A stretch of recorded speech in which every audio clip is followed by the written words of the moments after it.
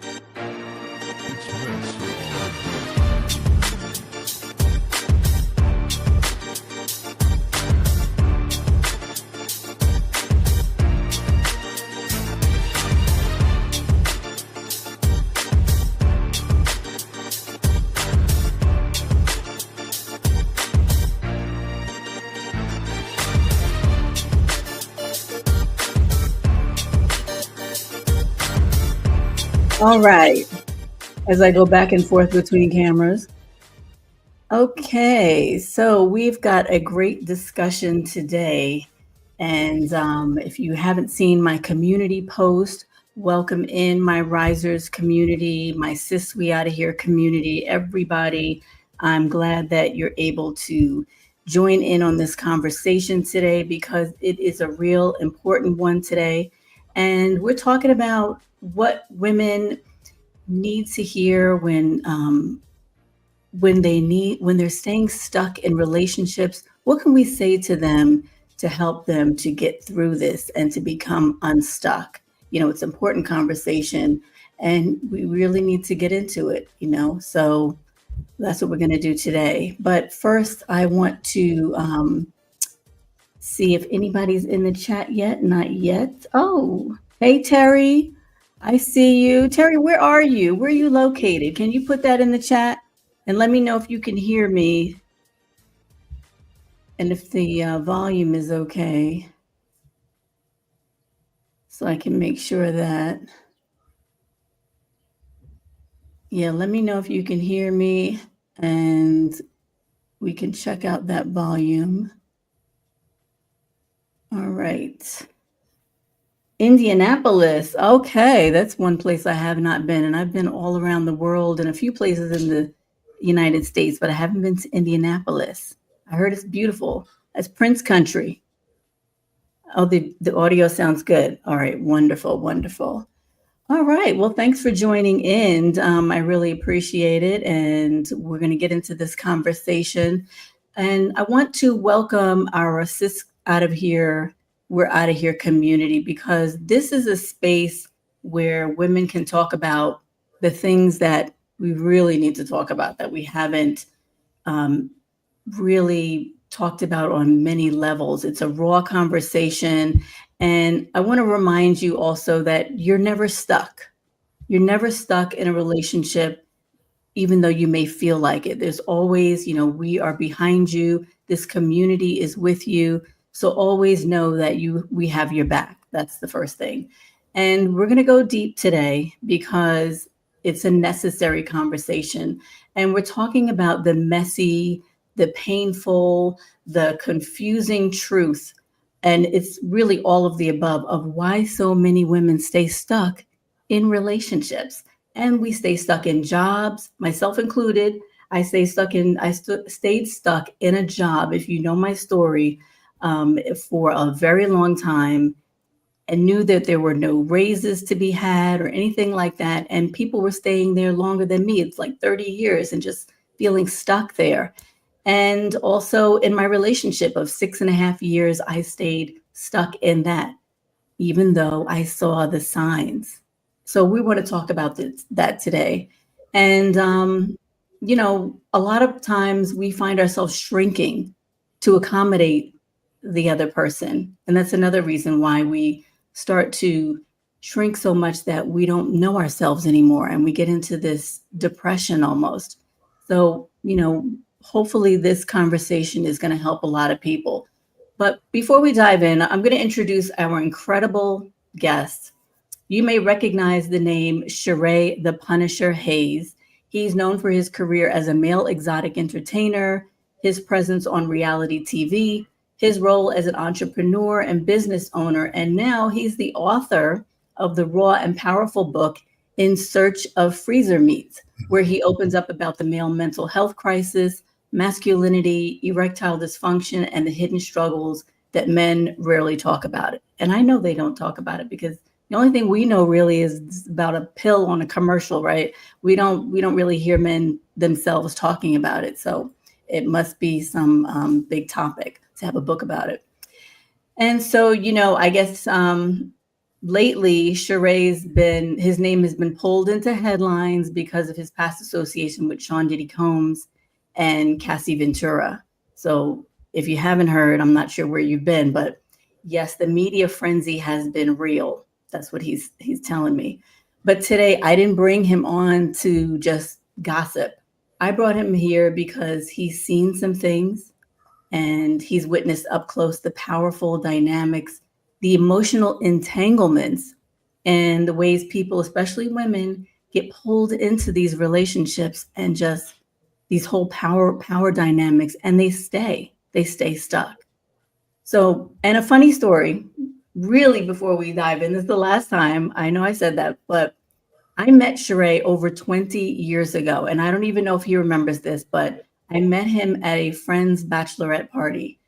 Yeah, it was that kind of party, but not a freak off. So let's don't get it twisted. But he was one of the lead dancers. It was his group that he had put together, and I remember being struck by not only his kindness, but his professionalism. And as professional as you can be in a situation like that or in that kind of field, he was very professional. And, that really stood out to me. And the other thing is, I left my purse at the event that we were at. And the next day, he brought it all the way to me. And that stuck with me all these years. And so I just remember him always being a gentleman and courteous and all that. So, um, yeah, so we're going to introduce him now and we're going to bring him on. And Sharay, I want to welcome you. Hi, how are you? I'm great. I'm great. Thanks for having me. Wonderful. I'm so glad that you could take your time out of your busy, frenzy media schedule to talk with us today about this powerful subject. And I know that you have also, because we can talk to psychologists, we can talk to professionals about this subject, but there's nothing like talking to a real person who's been through these experiences. And so I know, first of all, that you, as far as I can remember, you kind of have a backstory as to why you got into this field in the first place from a relationship or something that was kind of sour or what happened. Yeah, it was my high school sweetheart. So we stayed together after high school. It was a pretty serious relationship. My first love. So I'm thinking I'm going to get married. And she came home one day and said, "Hey, look, I want to work in a female strip club," and I completely had a heart attack. My so like any 21-year-old boyfriend. It's like, no, you're not. And I didn't really have a choice. I loved her. It was take it or leave it. And about a year after that, she decided she was meeting too many guys. She didn't want to be tied down. She wanted her freedom, and I got dumped. So, like any mature, sensible young guy, I said, I'll show her. I'll be a stripper too. And here we go. Here we are. It was the best breakup ever, I guess. It gave me a whole career. So Wow, that is some story. when they give you Well, lemon, make lemonade, right? yeah, that's right. That's right.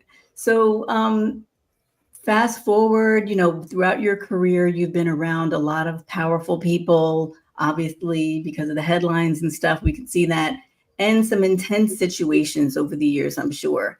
Now, from your perspective, why do you think women, even successful women, why do they stay in these unhealthy relationships? I think it's two factors.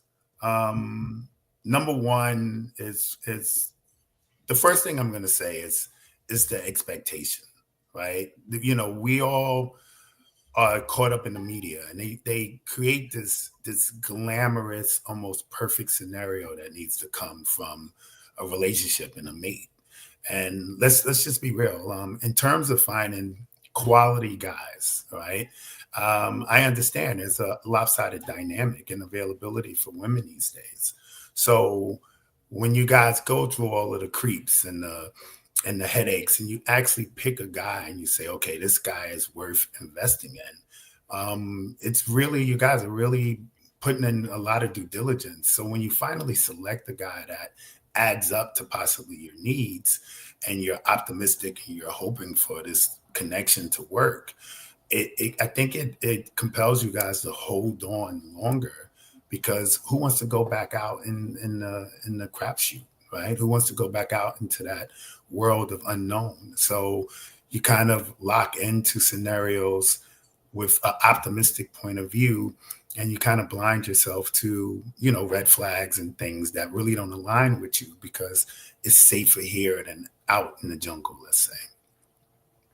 So you think it's because we don't have a whole lot of options, and so we're staying in these relationships longer than necessary, and but we're still not paying attention to the signs. I mean, even no matter what, if you come across a guy and he is putting up he's showing his representative, that's what they say.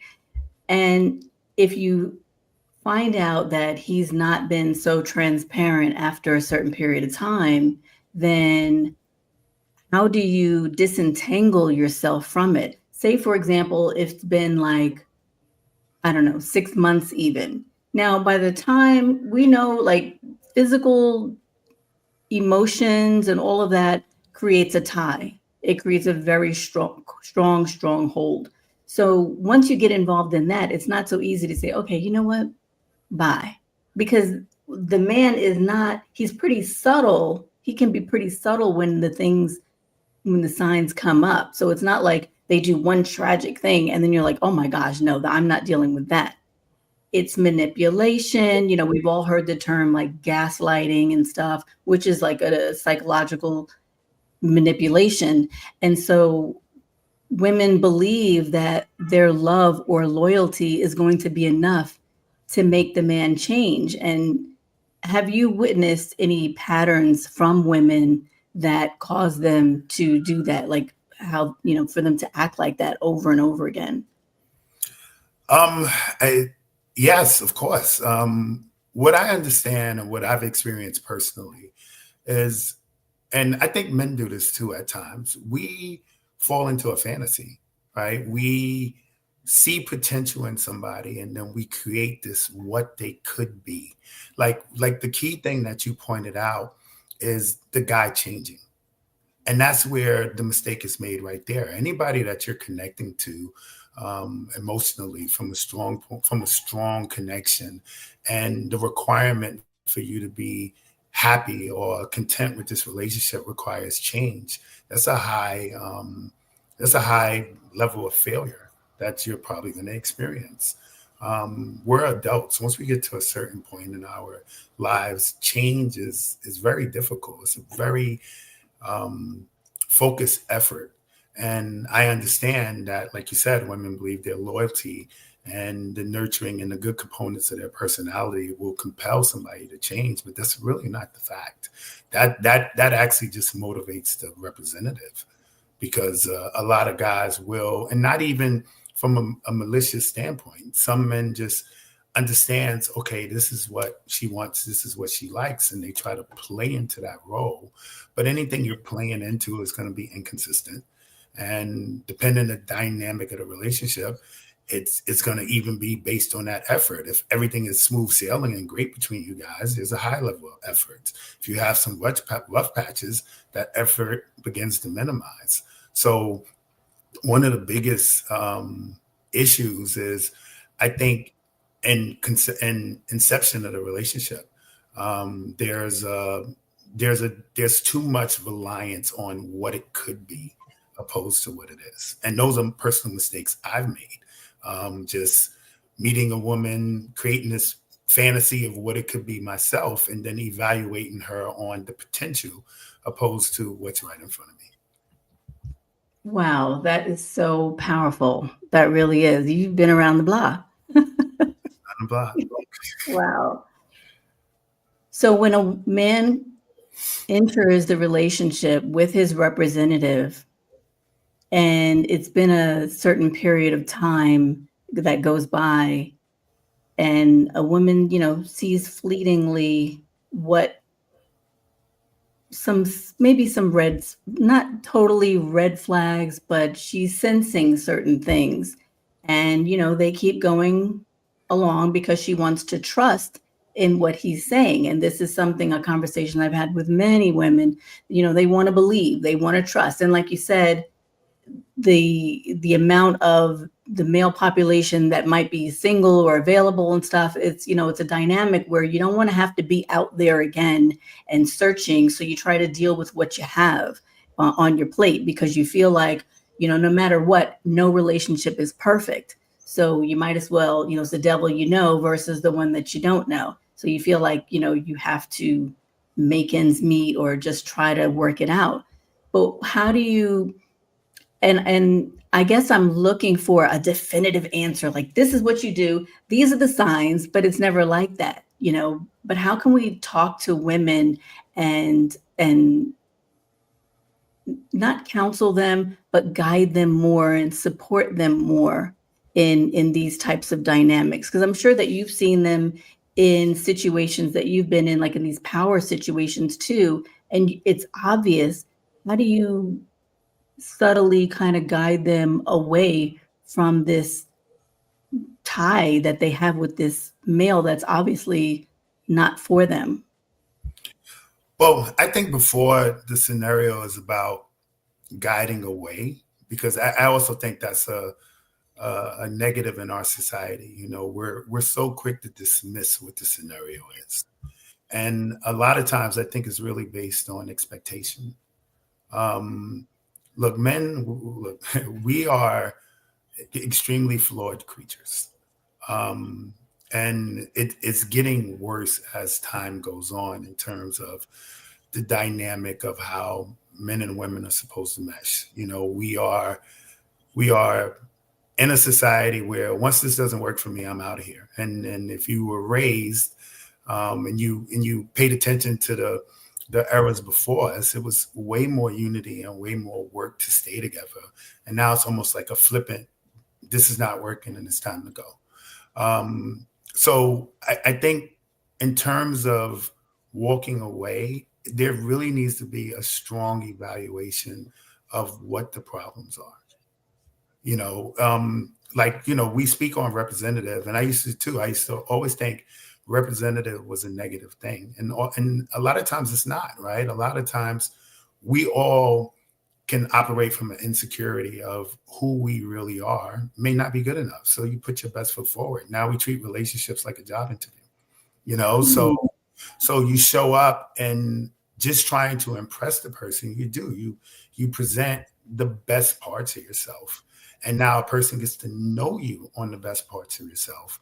And let's face it, there's no flawless people here. Nobody's whole entity is the best parts of themselves.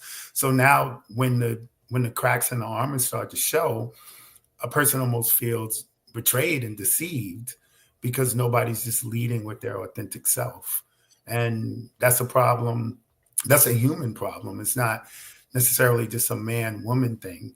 And I think we need to work more on just in the beginning of relationships, creating, spaces of comfort where you can really get to know a person, opposed to meeting this perfect person. And then over time, nobody's perfect. And you see like you said, the cracks and the red flags and these things, and it sets you off. And sometimes you have a decent person and sometimes you just have a piece of crap.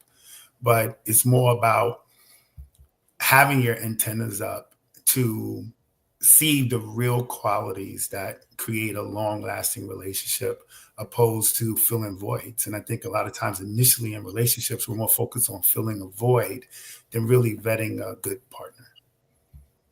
And so that part right there, when you said having your antennas up, because most times we do have our antennas up. I mean, I myself was not in a relationship for 7 years and then got into a relationship that went south or was already south for 6.5 years. And I kind of knew. I knew from close to the beginning, but still stayed in it and hoping, because I saw glimpses of the beginning when the representative was there. So we see the red flags, but it's still like, why, because I've noticed that men, when they make a decision about something, or they decide that, you know what, I no longer want this, they leave. I don't, I personally, and you tell me, because you're around guys more than me, that whether or not we are, a man will just make the decision and go, but a woman tends to just stay because of the emotional tie. I mean, what do you think about that? I think that's equal. Um, even if in regards to your relationship, 6.5 years is 6.5 years.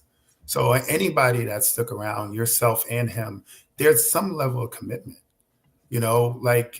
Like the biggest thing comes to it. It sounds like your relationship was in parts, right? There was parts of him that you enjoyed, that you loved, and there were parts that you didn't, and it's probably mutual, right? So you guys were trying to sounds like you guys were trying to navigate this union based on the stuff that you wanted, and was there may have been some resistance or some difficulty with accepting the things that didn't really align, and that's really what the biggest issue is in general. We live in like a perfection society. We live in a if this is not better, upgrade.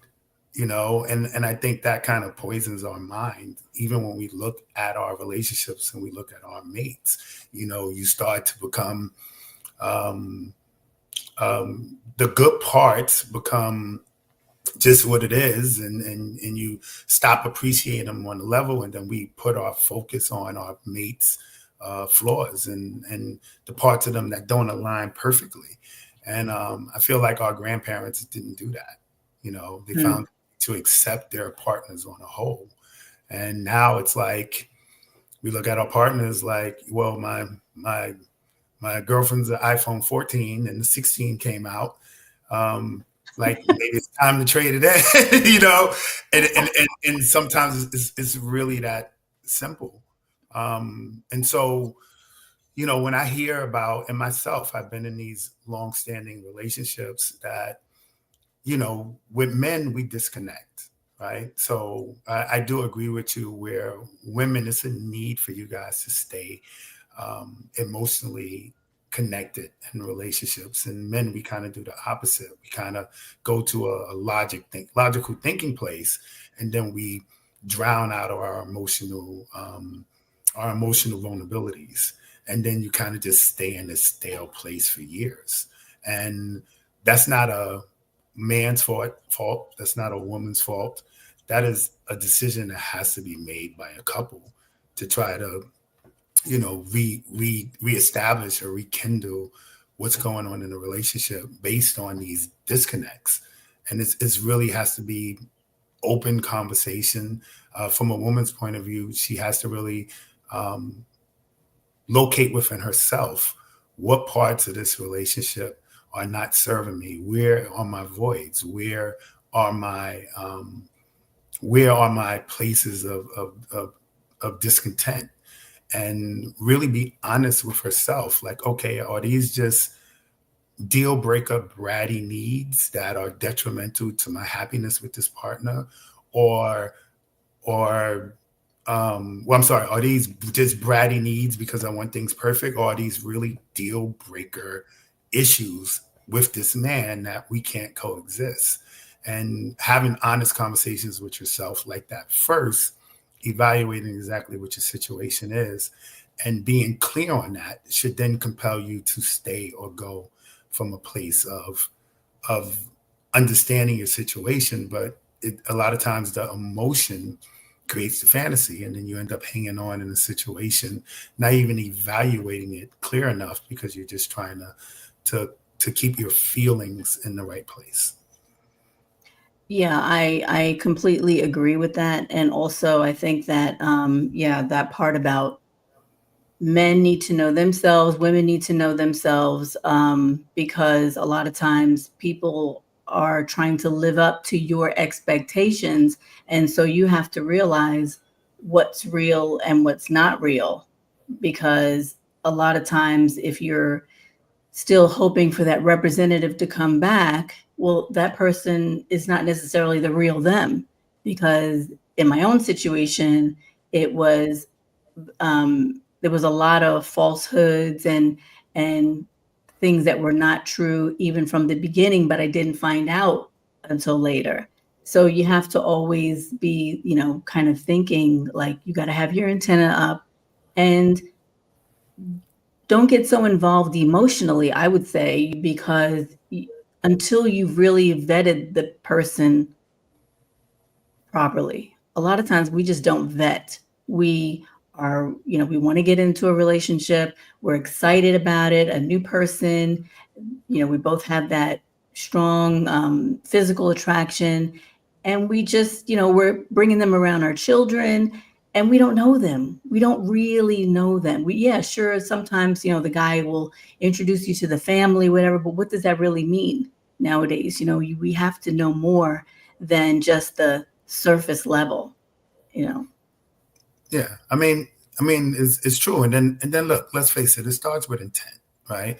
Um, I can even say myself, every serious relationship that I had, it started out with me probably just wanting to fling, and a lot of times a lot of relationships start with from a man's point of view, where he's not taking this woman seriously. He just sees it as a opportunity for sexual attraction or sexual gain.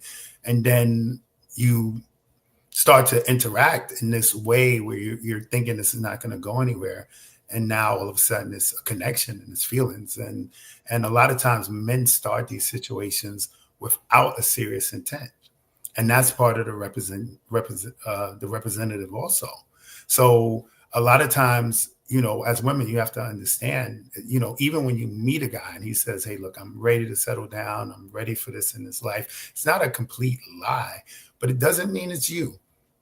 That's still going to come in Right. time. So in the beginning, he's putting his representative out because it's conquest, right? As terrible as it sounds, you have grown men still operating from a conquest scenario. So this representative you have met is just to get from meeting you to sleeping with you, as cringy as that sounds. Yeah. But something happened along that way where it's like, oh wow, she's cool. Like we connect. I enjoy her on a bigger level. And now it's like, now you're getting to know him, and he's trying to keep up that representative because that representative was just to sleep with you. But now it's a deeper connection, and he's like, oh man, I can't keep up the facade. I can't keep up the facade. And then you say, who is this? But the problem was, that guy you met was never to be your forever guy. That guy you met Mm, to convince you to sleep with him. right. And Right. now it's this confusion because once it's established, okay, this is going to be more than just a sexual conquest. It's like you're relearning them again, but that's not the guy you felt for. You Mm, felt for the representative. So again, it's almost like educating women to understand that. Listen, the way it sounds, most of the men you meet, you are a target. You are a sexual conquest, and you have to understand that this guy you're meeting, that could everything about him could only be to get you to this goal.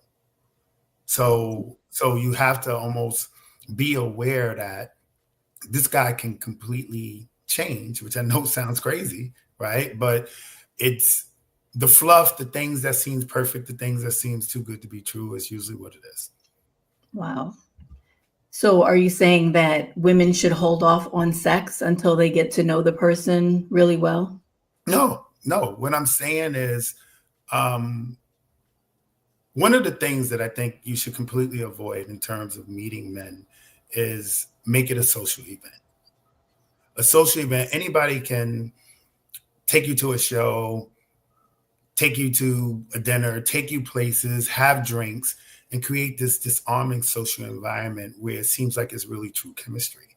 But everybody's had that person where you, from the moment you meet them, you can jump on the phone with them and you look up and it's like, wow, we've been on the phone 2.5 hours and the conversation just flows. And that you have to look for circumstances that show true, genuine connection.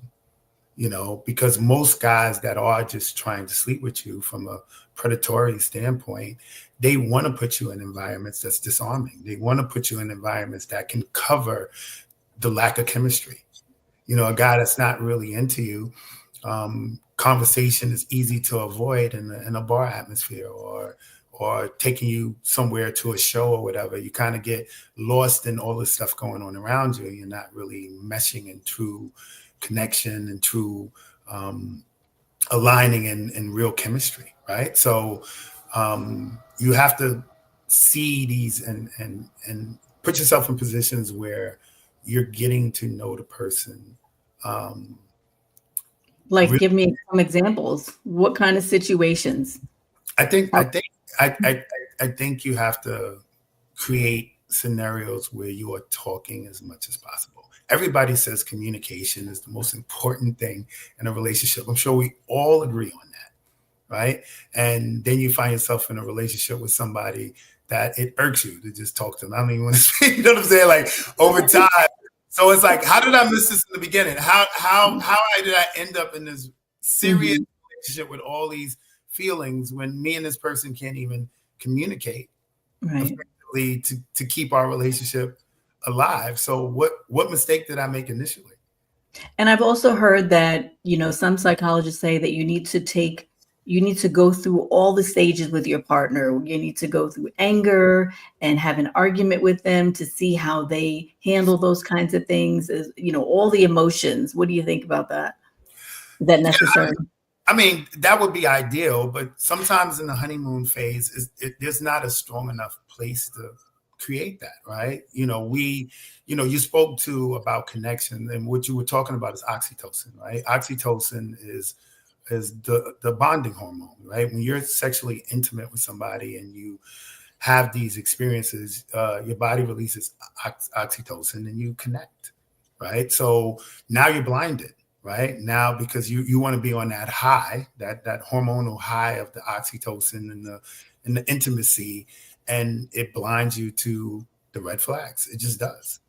And that's why maybe sex shouldn't be on the table until you've really gotten to know the person better, at least from a preliminary standpoint, and you really understand that, okay, they're consistent, and they're not, sleeping around, like they're transparent. But see, that's the misconception, right? Look, if any guy that you are vetting to be a decent mate, like this is a decent guy, he has what women are looking for. It's a complete like I always said that 90-day rule in the Steve Harvey book or whatever. I thought it was the dumbest thing ever because look, let me tell you something. I'm a single guy, right? I'm a single guy and I have needs, right? If I'm dating a woman that I'm really interested in, and she's telling me, well, you're going to wait a significant amount of time before sex, what's happening? I'm sleeping with somebody else. Wow. She's trying to make her decision. Like a guy that is sought after, he's going to have options. So while she's vetting me with some sort of, this is supposed to be a benefit in terms of holding out of sex, I'm creating oxytocin and bonding with somebody else while she figures out if I'm worthy. That's how men look at it. So sex and sexual chemistry is a huge part of a relationship dynamic. So holding out on that for some sort of psychological benefit, I think you're actually hindering the relationship. I think if you're two consenting adults, once you get to a point where it's real genuine attraction and connection and you're comfortable enough, then you have to test the waters. You could have 90 days of great conversation and have interest in everything and then finally have sex.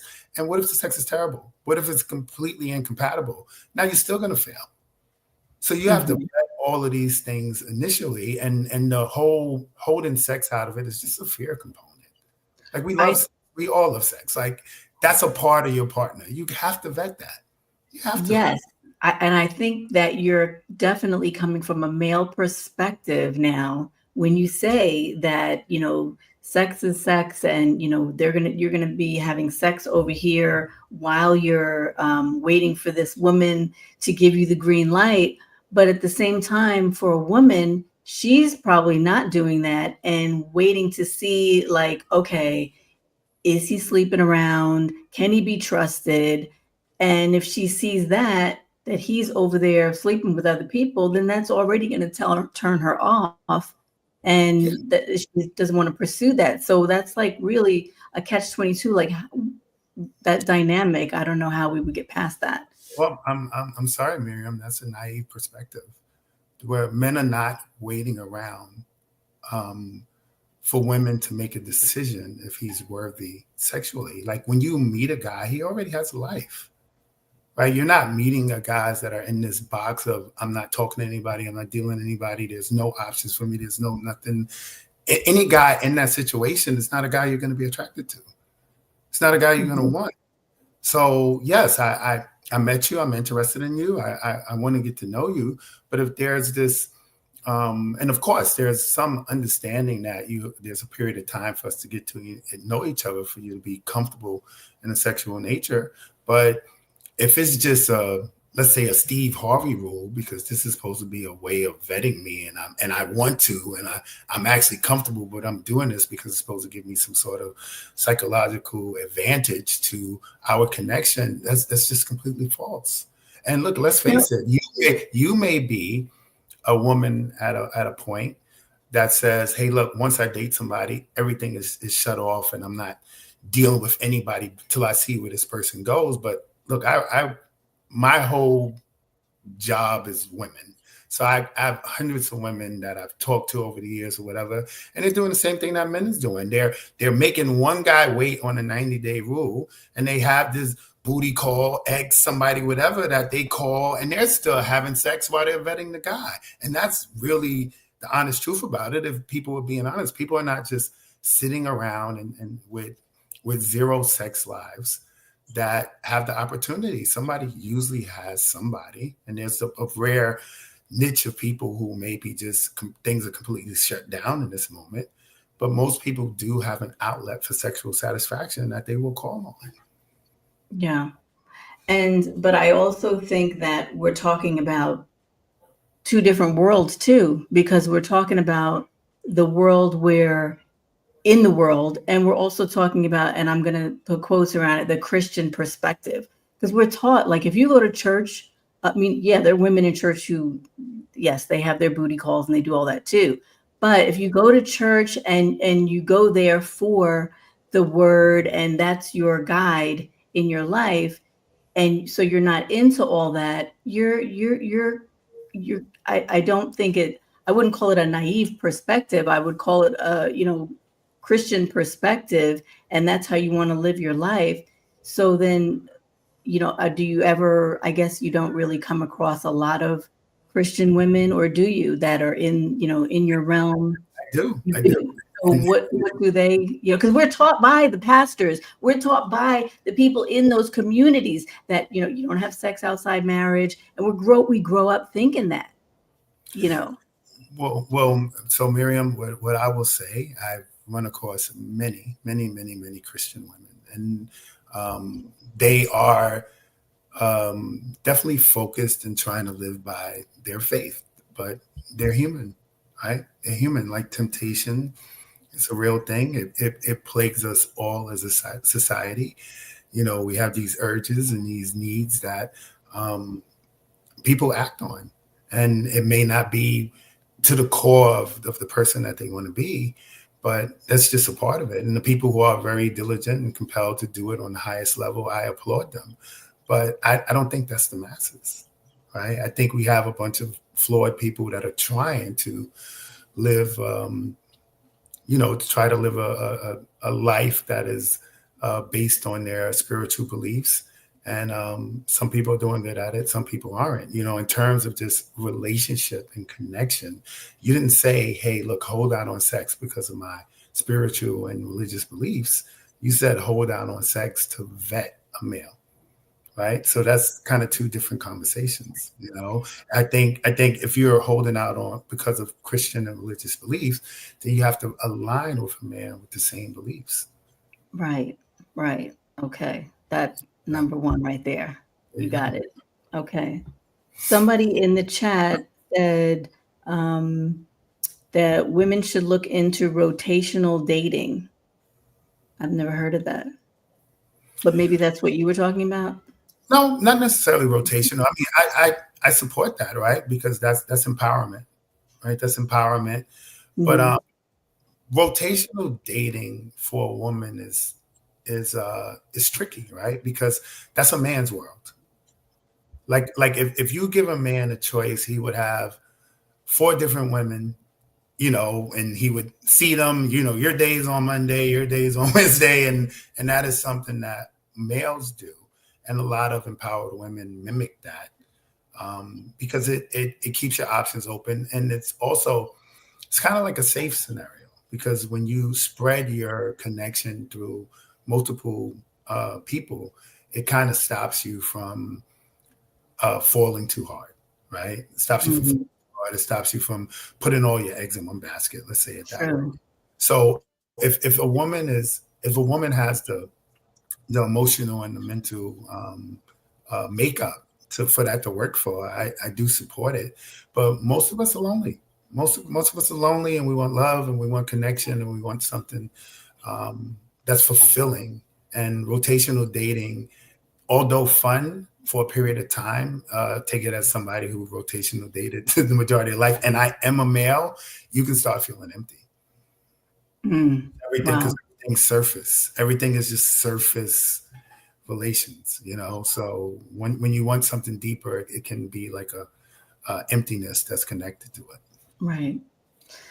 Let me go back to these power couples for a few minutes. If Have you ever come across anyone who has been in a situation that you saw that that you wish you could say something to them, or that they were experiencing something and you saw everybody around them, like friends and stuff, knew what was going on and didn't say anything to them? Um, have you ever been in that? um yeah, I mean, I That you have knew very, about? yeah, I have very, somehow I end up being the advice guy. So I've had a lot of people confide in me in situations where it's clear as day there's red flags and there's things going wrong. Um, and I've even shared an opinion in a way to try to help it. But you have to understand, when people are locked into these, like the conversation started where I said it's almost like a fantasy perspective. Like there's a emotional connection, and there's a hope and belief that this will eventually be what I want it to be. It's powerful.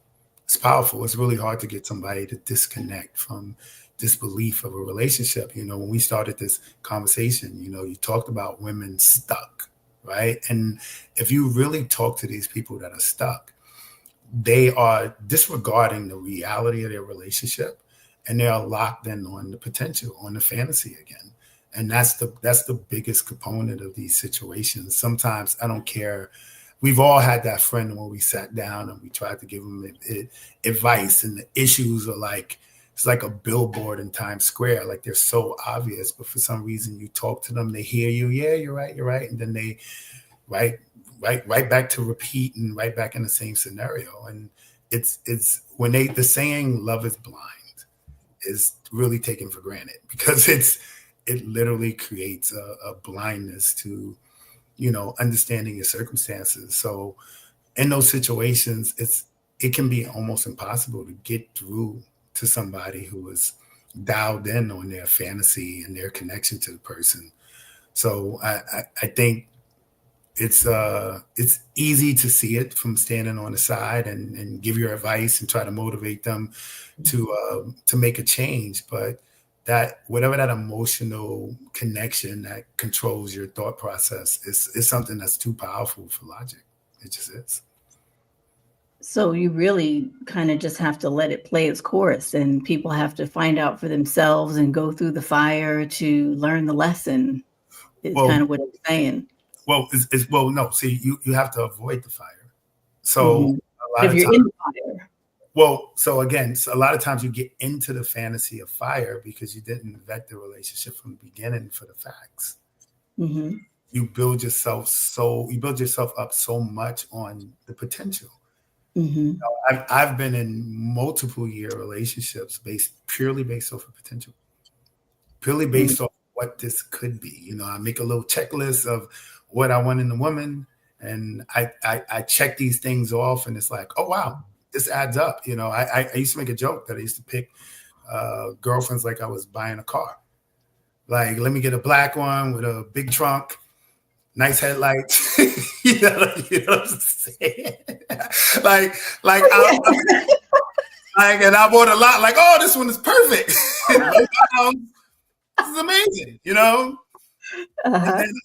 then, you know, and then so I'm just enamored by my checklist, right? And my checklist, then in my mind, I've already created what finding this perfect vessel is going to be as a relationship. So I'm not looking at the person in the relationship on a whole.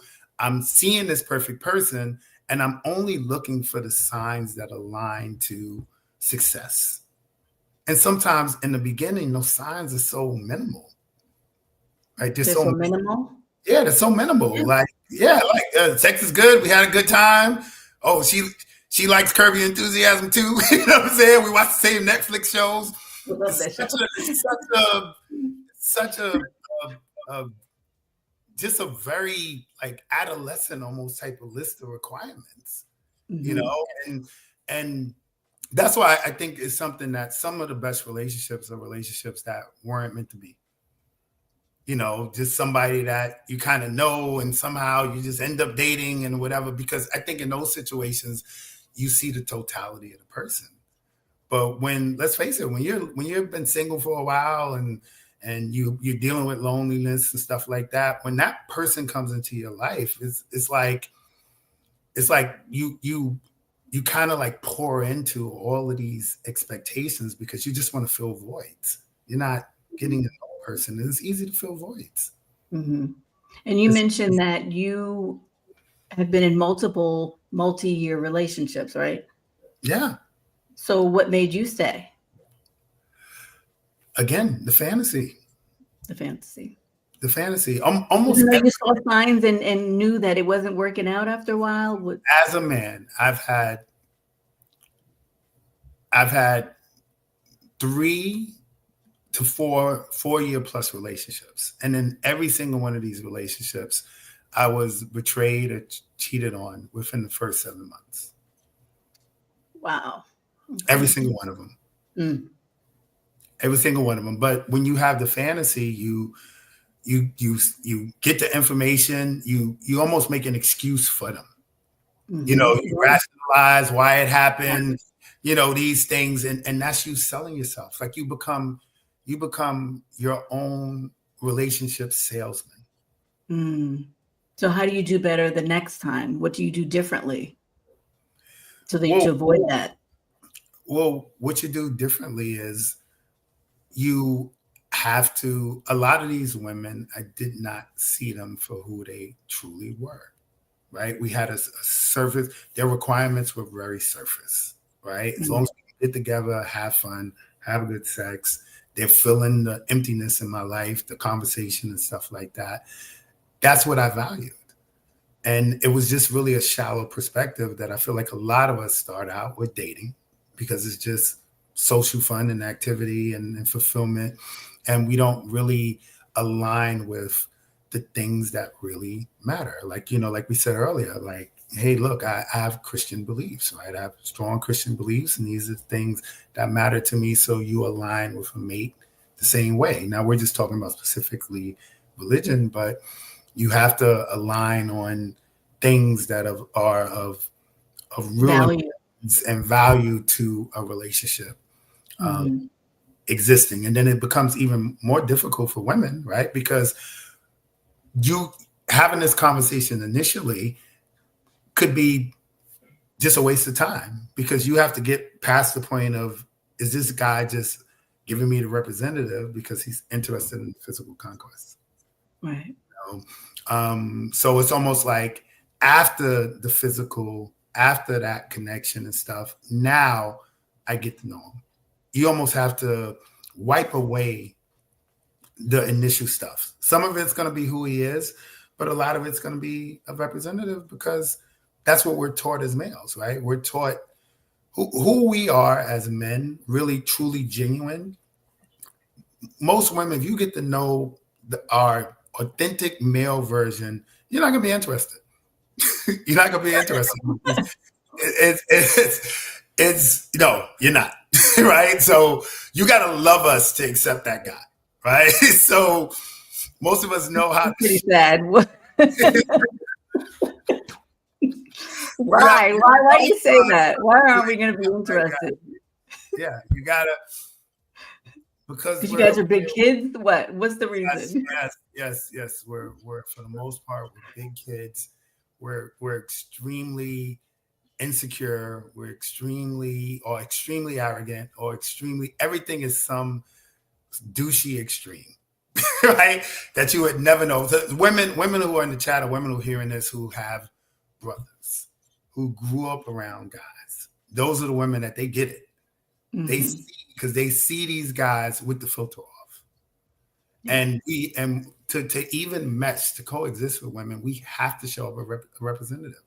We have to show up a filter. There's very few of us that can just show up just exactly who we are with women and it mesh. Like, it's not going to happen. You got to be on your best behavior, right? And yeah, I grew up in a family of all girls, so coming across the guy, I'm like, wait, what? Like, no, that's not it. No, like, but my friend who grew up with brothers, she's like, well, what do you mean? Why did you say that? Or why did you think of it? Why did you think about his comment like that? She has a whole different perspective on things because she had brothers. And you're right, that does make a difference.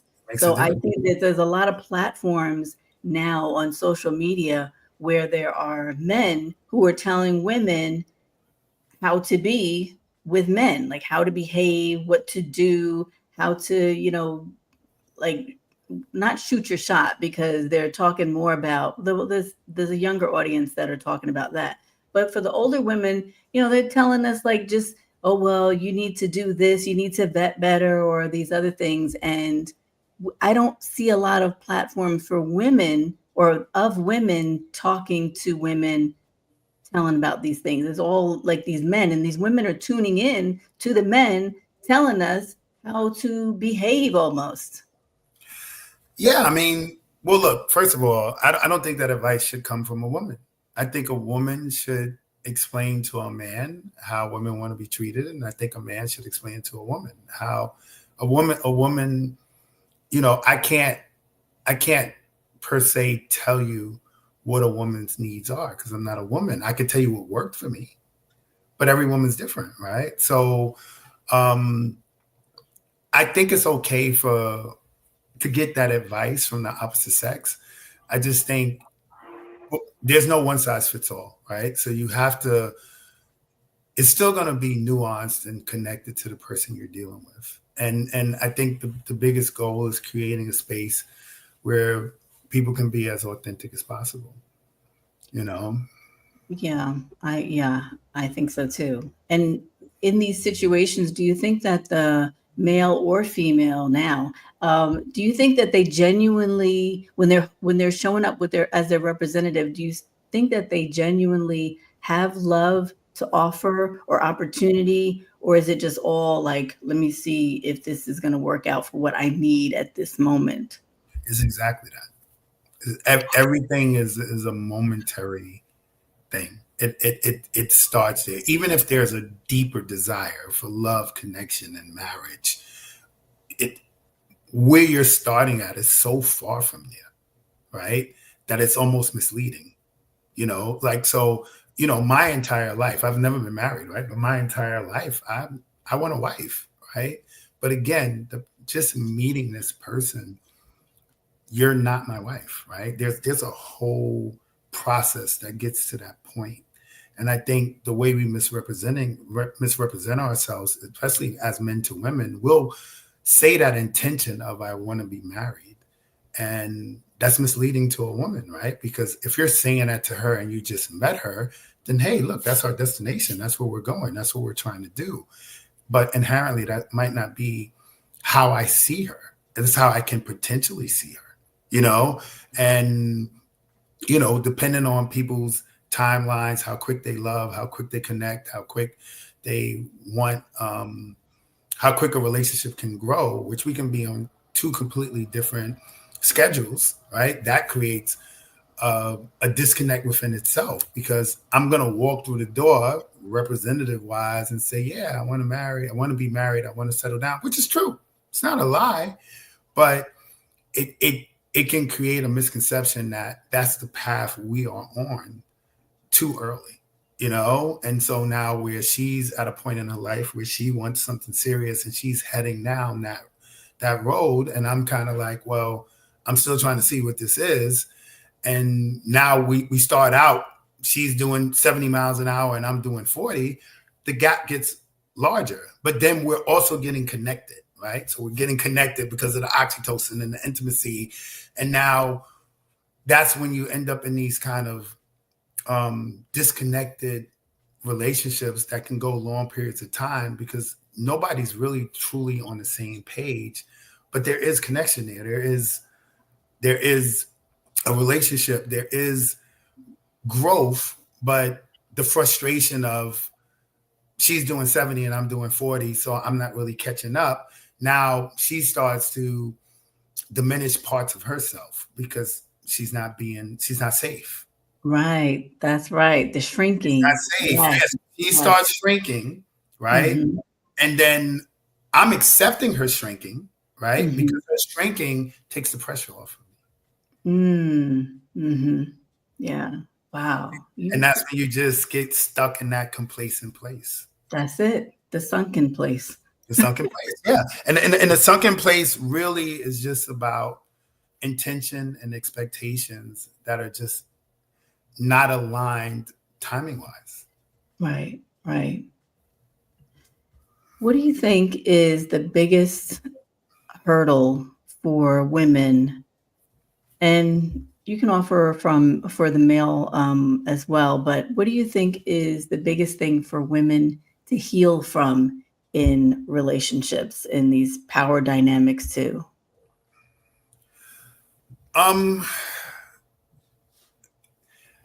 So the healing thing is tough, right? Because each relationship is going to create different traumas and different ways you're affected. So I think what you have to do is you have to become whole as an individual. As much as we try to believe we're empowered and I'm good and I'm this individual person, we all operate from a place of need in terms of companionship and love, right? And how deep that need is in terms of how much you really believe having that companion completes what your idea of being happy or being fulfilled. That's the tricky part. That's the dangerous part, right? Because as long as you believe that partnership and a relationship and stuff equates to your fulfillment and happiness, you're always going to be in a place of almost trauma, right? Because you relinquish your power in terms of feeling fulfilled, and you're handing it to basically a stranger that's supposed to come in and create this full dynamic of your life. And when you really think about that, how are you relying on a person you haven't even met yet, right? To create that. So I know even myself, I've come into relationships needy.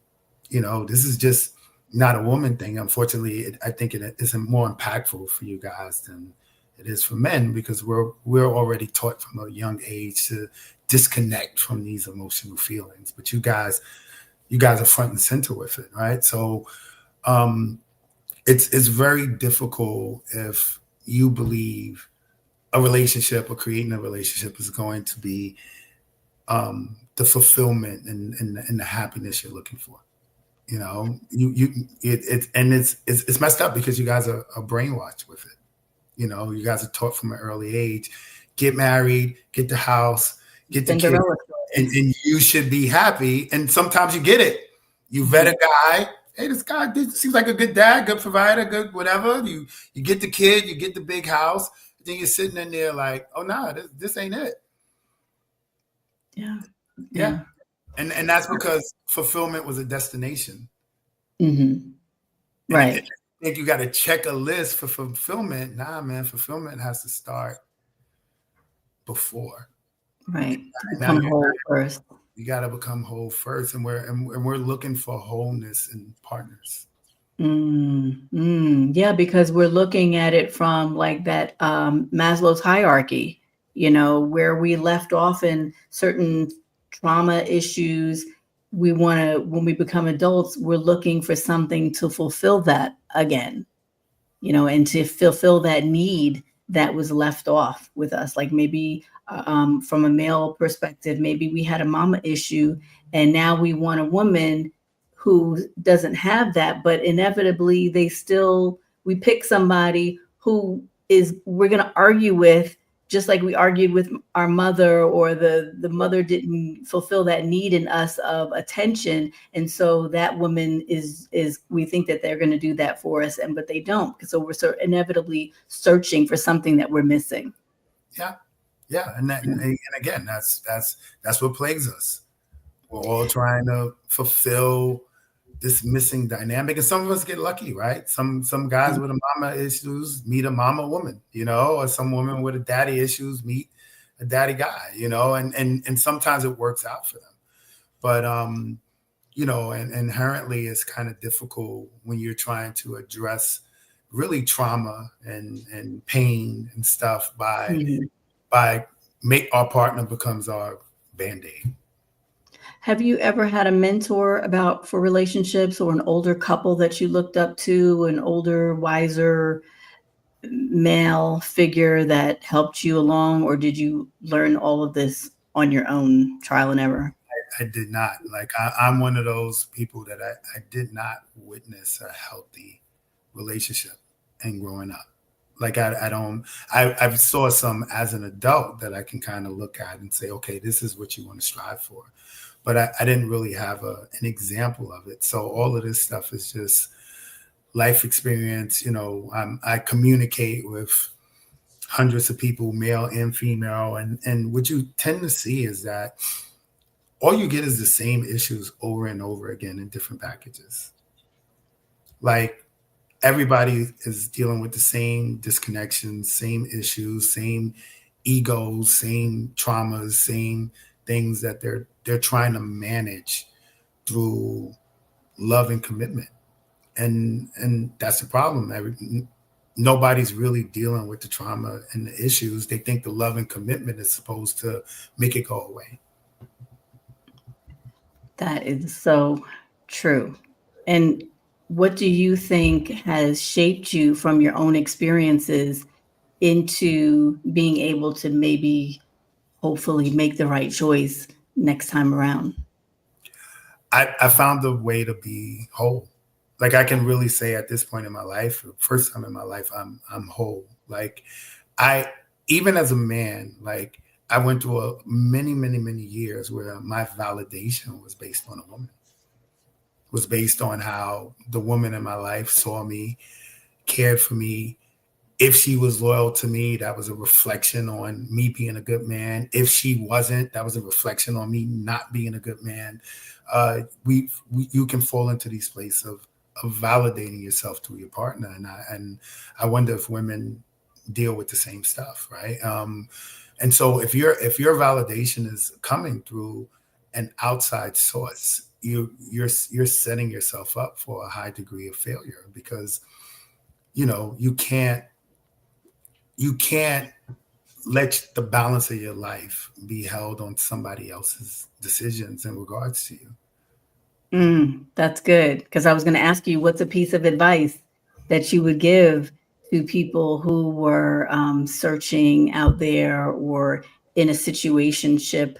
Like, what is that your piece of advice, or would you give something else? No, that's definitely what I would give. A lot of times, people's decisions, right? Their decisions outside of you, they land so personally.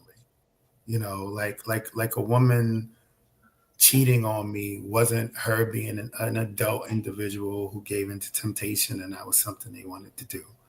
It was what's wrong with me for her to make that choice. And a Mm, lot of times I believe people in relationships, definitely women see a man not aligning on the levels that really equate to her happiness. And sometimes it's viewed as, well, he doesn't love me. You know what I'm saying? The way I yeah. need to be loved. He doesn't care for me on that level. And it really doesn't have anything to do with you. Wow. It has to do with whatever limitations, whatever issues this man has that makes him incapable of showing up. And the choice is not to invalidate yourself. The choice is really, can I survive with his limitations or can I not? And sometimes the question is not that simple. It's more of his limitations mean this, which is negative. It means that, which is negative. It's invalidating. And then it becomes much deeper than it should.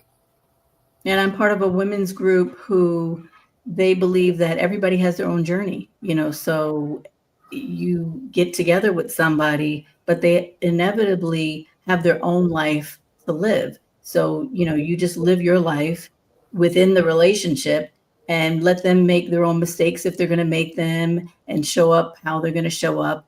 But do you think that that is difficult to do, or do you think that's something that, is a good advice?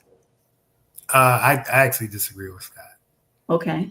Yeah, I think that's what we fall into, right? We fell into being an individual, and to me, that's just a way of just maintaining your individual life, your individual self, and kind of just filling a void. Mm, And so that's safe. Don't get me wrong, I aligned with that for years. But if you want real, true connection and happiness, that togetherness has to be intertwined. But it can't be intertwined selfishly. It can't be mhm. intertwined like this is going to work if you do all the things that I need you to do as a mate. Yeah, I agree. There has to be acceptance, right? And Mhm, acceptance is not you stay an individual, I stay an individual. Acceptance is, all right, we together. I see your flaws, I see your strengths, you see mine, and we're going to manage them and grow them together. Opposed to this is only going to work for me if you correct your flaws mhm, and mhm. only show me your strengths. And a lot of times that's what we're asking from our partners. Right. That's right. Um, and what would you say to a woman who is stuck in their relationship or scared to get out? And what kind of advice would you offer? Look, the first thing I would say to that woman is you have to evaluate what the situation is. There are a lot of women that are walking away from decent relationships because they're not perfect. The grass is green on the other side. We've heard these things, the 80-20 rule, right? 80-20. You got 80% what you got in a person, but you're so focused on the 20% that's not there. Now all of a sudden you disregard the 80. Stuck is a choice, right? It's a choice, and it's also a perspective. Nobody's in. Like I said, I can go to all my 4-year relationships. I'm sure you can go to your 6.5-year relationship, and you could put a list of what was good and what wasn't, right? And if you really objectively put that list down, you have to really evaluate, was the cons truly unbearable? So when I hear stuck, I got to know the cons, right? Mhm. Like if are the cons just complete deal breakers, right? Is this guy abusive? Is he is is there no chance of communication, or are you just frustrated and stubborn? So you're stonewalling. You're stonewalling each other. You know what I'm saying? Like, there's a lot of dysfunctional habits that come into relationships that are unnecessary. They're all based on ego and disappointment and lashing out because we all want what we want. But maybe being stuck and feeling going into a depression or something like that is enough. Maybe that's enough. And that's the biggest sign to say, hey, this is not for me. Again, but so like I said, what your experience or what a person's experience is from their relationship is real. I'm not discrediting that. But even depression, even feelings of, even though these negative, strong emotional feelings, they're based on something, right? They're based on something, right? I can be depressed because I can't have a kitten in my building. I moved into a building that you can't have pets, and I'm used to having a pet, and now I'm alone because I don't have a pet, and I can really create a place of emotional distress because I can't have a kitten. Yeah. But does that mean I pack all my stuff up and move?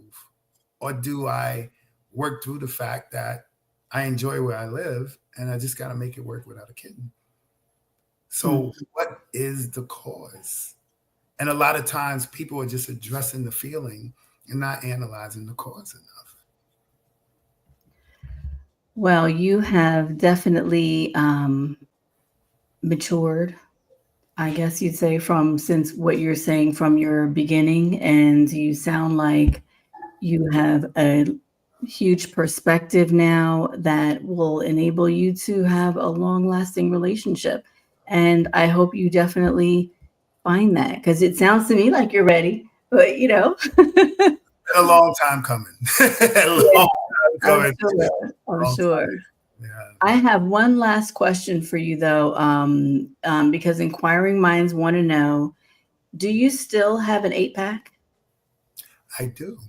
and listen, I actually got it by luck. Being involved in that trial was so stressful that in the stress, I dropped probably 20 pounds. And I was like, Really? I'm planning to lose this much weight, but man, I'm looking good for the summer. That is awesome. That stress diet ain't bad, man. That stress diet is real. So, I did get some benefit out of the ordeal, Yeah, that must have been something. It is something. Wow. Well, I want to thank you so much for being a guest on Sis We Outta Here.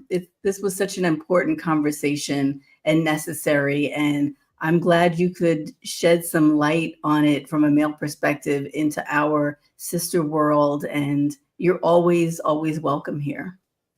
Oh, sounds good. I love these conversations, and I hope what I was able to share is at least beneficial to some of the ladies listening, and they can kind of evaluate their situations based on some of the premises that I presented. Wonderful. And so how do you want to share your social media? Do you want to give it to me so I can put it in the description box? You want to share it here, or how can people comment to you? Well, both. My Instagram's at Get Punished. You mentioned earlier I wrote a book, and the book's deeper than just male erectile dysfunction. It's really about a man's point of view, his masculinity and everything. And I really think it's a good read for women too, because you at some point, if you have a male partner, you're going to deal with his diminished sex drive. It just happens. Biology and the world created a scenario where women are at their sexual height, we're on the decline. Mm-hmm. So that just right there sounds crazy. But you have a lot of women that are landing in a place of feeling undesired, and sex is falling off in these long-term relationships, and it's not happening. And it's creating a space with women where you guys feel like the men are not interested in you anymore. And the truth of the matter is he's struggling. And the shame of expressing that he's struggling is just making him disconnect from sexual initiating and stuff like that. And it's sending the wrong message to female partners. So these are things that I talk about in the book for even women to understand what's going on with the men in their lives, and our perspective from how emasculating and difficult it is to start aging and diminishing. So Where can they find your book? Oh, it's on Amazon. It's called In Search of Freezer Meat. Fortunately, I'm very fortunate about this. It's been a bestseller for the last week. So I'm sure. I'm getting DMs from people that's like, hey, man, this is a perspective we never thought of. So I think it's also something to kind of look into, to check out and get a perspective, understanding your male partners. You hear that, ladies? We have to go check out In Search of Freezer Meat on Amazon. We got to take out that book and see what kind of great information we can get about our relationships, okay? So thank you again, Sharay. This was wonderful. And darlings, you know, I'm here for you guys. If you're listening right now and feeling, even if this resonates with you even a little bit, I want you to hear me. You're not weak because you stayed. You're not foolish because you hoped for the best of the relationship. You're not behind because you're only now realizing that it's time to go. Just know that breaking away is messy, it's layered, and maybe, you know, as Sharay was saying, you don't have to actually get away or break away. Maybe there's something more to it. Maybe there's some more development you need to do to become a whole person before you take that step. But it's in layers. Just evaluate yourself, evaluate the relationship. And I wish you guys all the best. I love you guys. And, you know, sis, you're being called into something new. You don't have to walk this alone. So take care of yourself. Sharay, thank you again. All right. Thank you again. Thanks for having me. All right.